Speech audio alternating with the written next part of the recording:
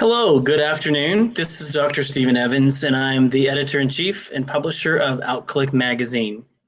We're very excited this afternoon to welcome Andy Rogow, who is the artistic director here at Island City Stage. Andy, welcome to our program. Thanks, Stephen. Thanks for having me. Thank you.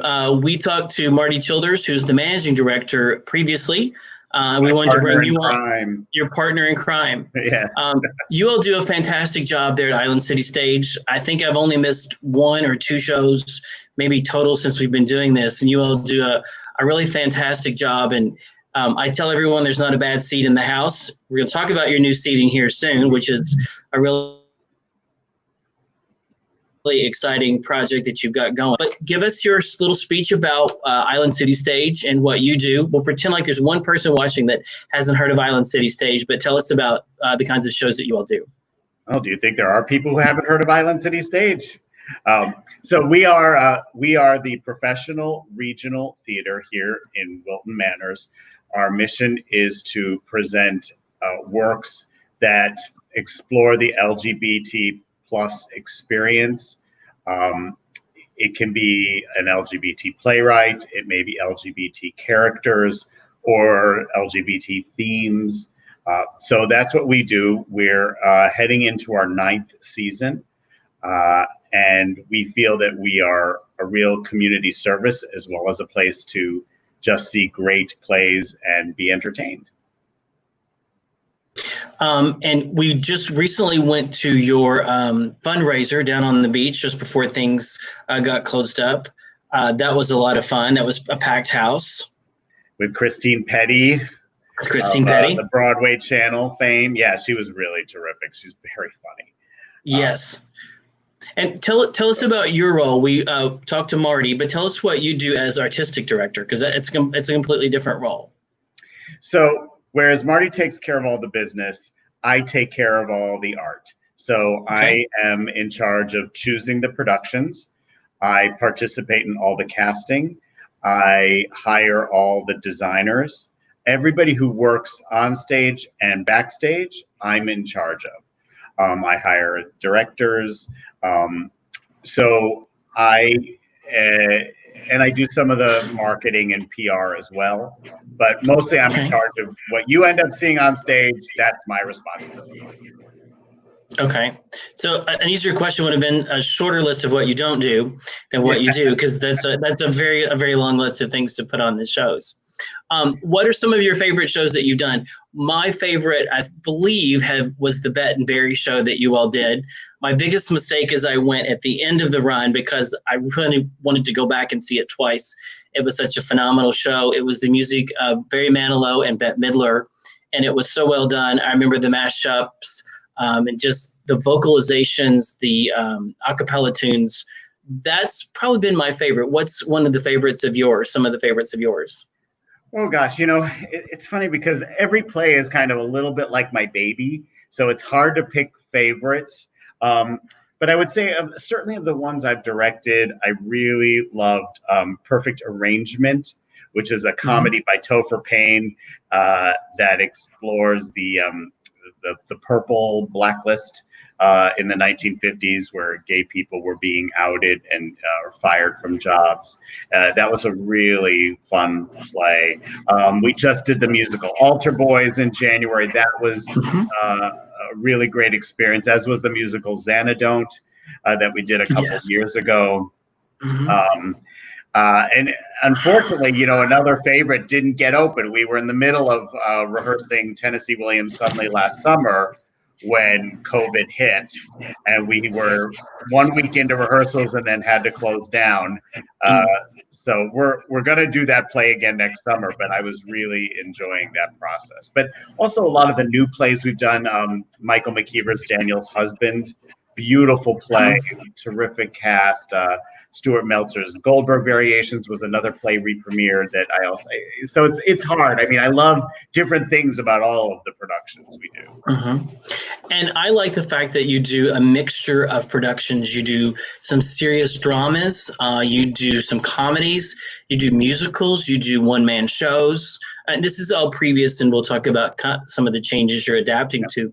But you have a really good a plethora of all kinds of different shows for different tastes of people. There's the serious dramas, and you've also done some trans-themed shows. So it's some leave you thinking, some leave you laughing. You do a really good job of putting together a whole different slew of shows for people. Thank you. Well, I often have to remind people that we are the LGBT plus theater. So I think we have to represent all of our community, and we have to try to tell the stories of all of our community. So I do try to look for different kinds of stories to tell, and different voices, playwrights. So, just this past season, we did this play, Lipstick, by a recently trans male playwright. It was funny. I was actually trying to work with more female playwrights. And during the process, this playwright decided that they were going to transition and then became a trans playwright. So I thought, well, that's really kind of neat. And it was a lot of fun. So that play was called Lipstick, and it featured lesbians. They were the lead characters. Most of our audience is, gay male, and we're really trying to diversify that audience and get more of our community involved. So one of the questions on my list to ask is, do you have any funny backstage stories? Because I've been organist and pianist enough. I have all these stories of things that I like to share. Do you have any backstage stories you can tell that doesn't let the cat out of the bag too much? Oh, no. Well, I think one of my favorite things that happened is, we started at Empire Stage, for those of you who are familiar with it. And that's a smaller theater. It seats only 50 people. There's only 3 rows.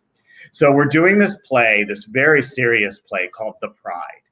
And we're like 10 minutes or so into the show, and one of the actors is, downstage, so very close to the audience, giving this big monologue. And this woman gets up from the second row, and she starts to go out. And we're like, oh, she must be going to the bathroom.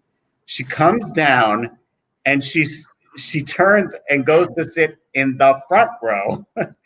and I'm like, you're in the second row, moving to the first row, and everybody in the theater can see you moving, and that was so important. It's like, I didn't get it at all. We've often had little, audience, because we're a very intimate theater. We often have audience things like that, although not so much since we moved to our current space. And I love the intimacy of going to that theater too. There's so tell us a little bit about the new seating that you have. It was put in right before all of the COVID, but tell us about the new seating that you've got coming. Well, our old seats were just breaking, and there were no parts to replace them, so we really had to get new seats. And we did a fundraising push, and we were able to sell all 69 new seats. And yeah, just before we started rehearsal, we were in the middle of rehearsal for Sunday last summer, and the seats arrived, and they're all put in, and then we had to close down. So these brand new seats that have never been sat in are now in the theater waiting for butts to be in them. And they're really comfortable too. They look great. So I can't wait for audiences to experience it, especially the people that help pay for them. They can see where their money went. It was a really great investment. And I think that when we first open at the end of October, we're probably going to try to do a little social distancing in the seating. So we're going to skip seats here and there so people don't feel quite so confined. It feels like there's a little more space in between people. They'll feel a little more safe. We'll talk about what's coming up. One of the things on our to talk list is online content, and what your philosophy is on that a little bit versus real time shows. When this first started, a lot of theaters rushed to put in online content. Now, some of them had things, several theaters had just recorded shows that they had put on stage and then had to close, and they were able to offer those to audiences. Some have created online readings, where the actors are sitting at home and working from their computers, like on Zoom or whatever. And, I watched some of it, and, it was all a great effort. And I really appreciate the work people did in putting those on, but it's not theater. And I didn't feel it was what we could do. And then, we actually surveyed our audience, and 50% of people responded saying they didn't want to see actors in their living rooms doing something. So we haven't spent a lot of time creating online content. We've tried to stay in touch with our audience over this time. I did do a cute thing with the Altar Boys. Actually, we did the Altar Boys sheltering in place, and that we did as a little Zoom presentation. But and we looked into a couple of the shows that we have archival footage of. We looked into presenting those, but because of union rules, it was just going to be too expensive, even to show for free.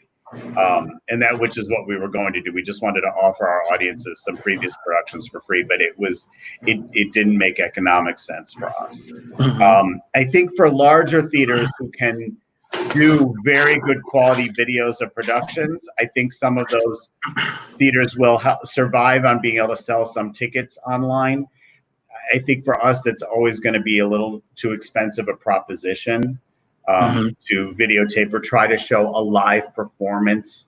And it just isn't live theater. It's not the same experience. Even when done by really terrific actors, you're still watching a screen. And, we've also had people tell us, now that everybody's working from home and working on the computer, the last thing they want to do is watch something online. They're tired of being on the computer all day. So we've just decided that we really want to try to do live experiences as much as possible. And so we're actually now working on a couple of special projects that we're not going to do in our space.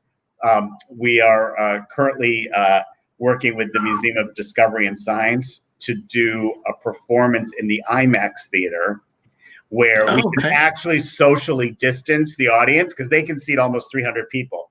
So we can sell between like 80 and 100 people and really have them spread apart. And I'll share with you a little secret. You're the first person I'm telling this publicly to, but we're working with Dixie Longate, of Dixie's Tupperware Party, to create a new show, and that's what we'll be doing in the IMAX theater, and that's going to happen in the beginning of September. Okay. I actually talked to Dixie Longate on the phone the other night. He and I are friends. He is an amazing person. I guess I should say she, is an absolutely amazing person, and how Dixie has kept that going amidst all of this is really phenomenal. I am thrilled to death that you are going to be working with Dixie. And I knew Dixie way back before when we started. I even started the magazine. And she was doing with Miss Richfield on. You put Dixie and Miss Richfield together. Oh God! I mean, you're talking about an afternoon of fun. I'm thrilled that you all are doing that. That's a phenomenal partnership. Museum Discovery and Science, we work with quite a bit as well. Joe Cox, who is the CEO, was our cover back in December. And Joe Cox, today we did a video with Michael Murphy. And he and Jeremy were one of the photographs in Michael Murphy's project. This community is the way it's built and part of it. Yes. Yeah. No, I love Joe, and I'm really enjoying working with him, and we're really excited about this. And it's solving several issues. The museum needs to try to fill the IMAX theater more often. We also need to find a way to make people comfortable coming back into a theater. And because it's so large, and because we can distance there, hopefully we can get people who may be a little nervous to come there, because there really will be 6 feet between you and the next patron. And of course, it's a huge space, so you're not confined, breathing the same air all the time, which is what people are worried about. And you know, at the IMAX, it's going to be fun because we can do projections on that humongous screen behind Dixie. So I think, I think it's going to be a really fun project, and we're hoping that if it works out, we'll be able to do some other things there as well. So Dixie didn't let the cat out of the bag when I was talking to her. Just so you know, she kept it tight-lipped. So good for her. I'll thank her when I talk to her. That's amazing. That's amazing. David Jobin, who is the CEO of Our Fund, is chiming in. David and Our Fund does a lot of funding for the nonprofits, for the arts, the theater, for a lot of the people that we work with. We did an interview with David the other day. When all of the COVID started, Our Fund stepped in and helped a lot of organizations, and just really helped a lot of organizations kind of keep the lights on. And so we're really appreciative of David and for Our Fund and what all they've done. And they've been a big supporter of Island City Stage. Oh, absolutely. You know, we were able to get a grant from them, which is helping us, you know, with our payroll and rent for the theater. You know, people don't realize that the overhead just to keep ourselves functioning, even when we're not presenting productions. So yeah, Our Fund's help has been just enormous. It's been amazing. Arthur's helping me. I'm gonna see if we maybe get the Our Fund page up real quick for David. So I do want to talk about your upcoming season. For what you know, you and I were chatting earlier, and you're kind of like everyone else. Let's come up with a plan, right, and then we'll change the plan as time goes on. But we are lucky enough with all of our advertisers, our clients, that they realize everything's a moving target. And I think with you guys, it's the same. But we know you're working very hard to come up with the best plan on the knowledge that you have today. And we're all flexible. We need to be flexible and realize we need to be flexible. So share with us kind of what you have in mind and what you want folks to know at this point. And we'll bring up the website and share the website if you like as well. Great. That'd be great. The first thing I had to figure out was how to make everybody, both audience and artists, comfortable and feel safe. So I made a decision first to only do small shows for the first 3 productions. So what we did is the 3 shows that we still had left from this current season, we moved to the next season. And so I kind of changed the order. So we're opening with a one-man comedy called Bright Colors and Bold Patterns, and we're planning on opening October 29th. And this way, you know, one, we're not rehearsing a lot of people for several weeks, you know, just doing the one-man show. We don't have a lot of actors breathing on the audience. There were a lot of reasons why I chose to put that in that position. Okay. So after that, then we're doing a 2-person show that I'm actually really excited about because it speaks to the moment now with Black Lives Matter and all the protesting that's going on. It's a play called The Niceties, and it's 2 women. It's a history professor at an Ivy League school and a Black female student. And the student has come to the teacher saying that she wants to write a paper about how whose theme is without slavery, the American Revolution wouldn't have been able to happen. And the professor says, well, that's interesting, but you can't document that. And the student says, well, we can't document it because the people who control history wouldn't document the stories of slaves and Black people. And their relationship kind of, it becomes very incendiary, and actually neither side wins, but it's a really interesting discussion about who gets to create history and how do people who are marginalized get represented in history. Okay. So that's going to happen in January. And then in April, we are doing the classic gay comedy, The Mystery of Irma Vep. It's two actors who portray all the characters. It's tons of costume changes. Very funny. It's written by Charles Ludlam, who is sort of legendary. Well, not sort of, is legendary in theater in general, but certainly in LGBT theater, as He founded the Ridiculous Theater Company in New York City, which was around for 20 some years, and did lots of absurd comic work, really seminal work in the gay community. So Mystery of Irma Vep is going to be in April. And then a play that we were supposed to be preparing for now called The Mystery of Love and Sex will happen in June. And then suddenly last summer will close out next season in August. Okay. And that's August of 2021. Right. 21. Okay. That seems like so far away. But, it's funny though how fast it all comes up, but yeah, it does seem really far away. Yeah. Let me see if I can do that full screen. Yeah, there we go. So yes. I remember talking about this with you, and when all this came about, and having this on the docket. So, but yeah, a lot of good things to come. It sounds like. Yeah, I mean, as long as knock on wood, we can actually open at the end of October. We don't have a resurgence of COVID. The audience is ready to come back. Everything right now for us. This is what I say is special about theater, right? You can't have theater without actors and an audience together in one space. That's theater. That's one of the things I don't love about doing plays online, because it's really not actors and audiences together.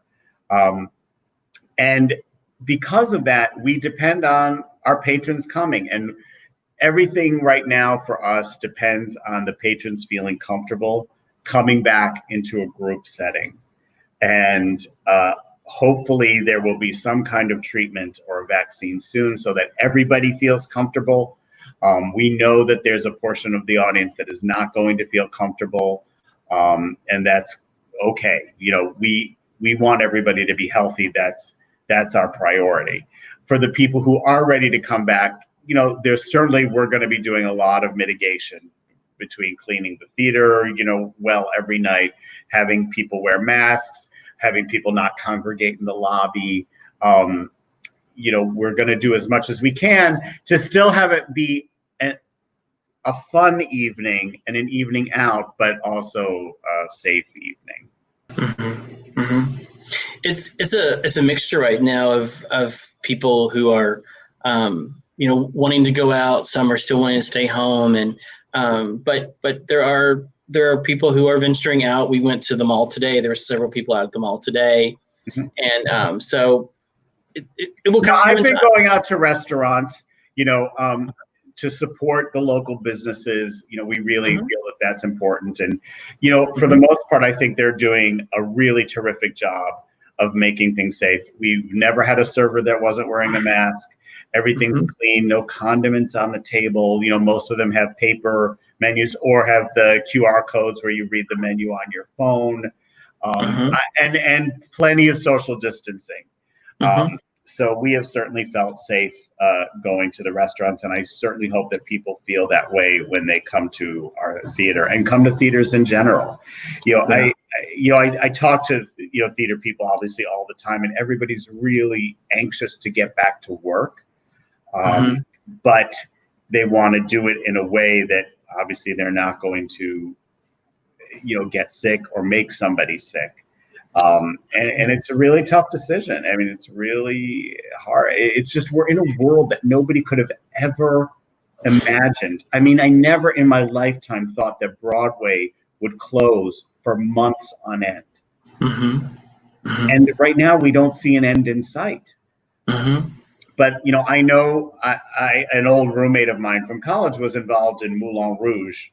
And of course, it was well known that one of the stars of that production had gotten COVID, and it was pretty bad. He survived, thank goodness. But COVID went through that cast, and that's going to make people who do big Broadway musicals think twice about, well, yeah, I really want to get back to work, and I need to get back to work, but is it safe for me to do that?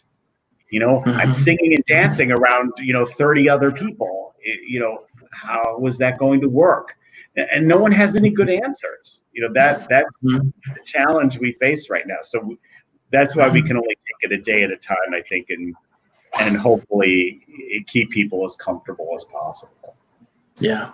I personally, I'm going through withdrawals. I mean, I'm going through withdrawals of being able to go to the opera and the symphony and Island City Stage, and we saw Belinda David do the Whitney Houston concert, and the Aladdin show of Broadway Across America was just phenomenal. And to have all of that come to such a screeching halt so quickly has been very difficult for me personally, because I'm so invested in the arts community, and all of this is such a rich place for the arts community, in that we not only have the Broward Center, the Wick Theater, we have Island City Stage. To make us such a gay travel destination, we're very, very blessed and lucky to have so many things to do. We have our wonderful. And I'm the same as you, Stephen. I mean, my husband and I, we go to South Florida Symphony, we go to the opera, we go to theater. We do, and it's what we do with our friends. I didn't even realize how much of my life revolved around large group activities like that. So everything that we used to do, we can't do now. I'm totally missing it. I can't wait to get back. And when I had the things on my calendar that got canceled, and to sit at home and think, I could have been at the symphony tonight. I could have been at this tonight. It was very tough. And so to see these things come and go, it's personal. So and to work with people like you that I know put your heart and soul into this. This is not just a job or a career for all of you all. This is who you are. But we're excited to see things come. I don't mean to take it down, but I'm excited to see things come, because I know this is so vital to who we are as a people and who we are as a culture. And there are smart people out there that are going to figure it out and make it work. And that is my word of encouragement. That is my word of encouragement, because one of the last things I ask people are, what are some words of encouragement you can give people during this time? So I would say, theater has been going on since the times of the Greeks. And there has never not been live theater in the world. Through plagues, through economic depressions, war, theater has always survived. We will survive this. We will come out as strong as ever. It's just being patient and all of us working together to make sure that it happens, and that we all can get back to a place where we were before this all started. But we certainly will survive, and I don't think people should worry about that. Yeah. As the Greater Fort Lauderdale CBB started a campaign before all of this, and it was Greater Together. And that's so timely that we are greater together through this. And we will pull through. We will make it, and people will figure something out. And so it will happen. Is there anything you wanted to cover that I didn't ask? I don't think so. I think we pretty much covered everything. The last question I always ask, how do we find you online? It's really easy. You can go to islandcitystage.org. It's all one word. And our website is there. All our productions are there. Any special events we have. If you want to learn anything about the theater, make a donation, you can do everything at islandcitystage.org. Okay. And you have, I'm going to pull it up here so they can see it. And there's a place to sign up for your email list. Go to email list sign up. That's one of the best things to do. You will do a really good job with your email list sign up. Right. And if any of your watchers, our Flex Pass holders, we're already selling the Flex Pass for the next season. So you can go online and get your Flex Pass, or call Marty in the box office and he can help you set that up. Okay, great. Well, we appreciate you talking to us. We're online. Thanks so much, Stephen. This has been really great. We're online at outclick.com. And if you want to know more, you can text OCQ to 22828 to join our list. Andy, we really appreciate you talking to us today, and we're excited for what's to come for Island City Stage. Save us a seat. We'll be there. Will do. Thanks, Stephen. Thank you. Have a great afternoon. Bye, everyone. Bye-bye.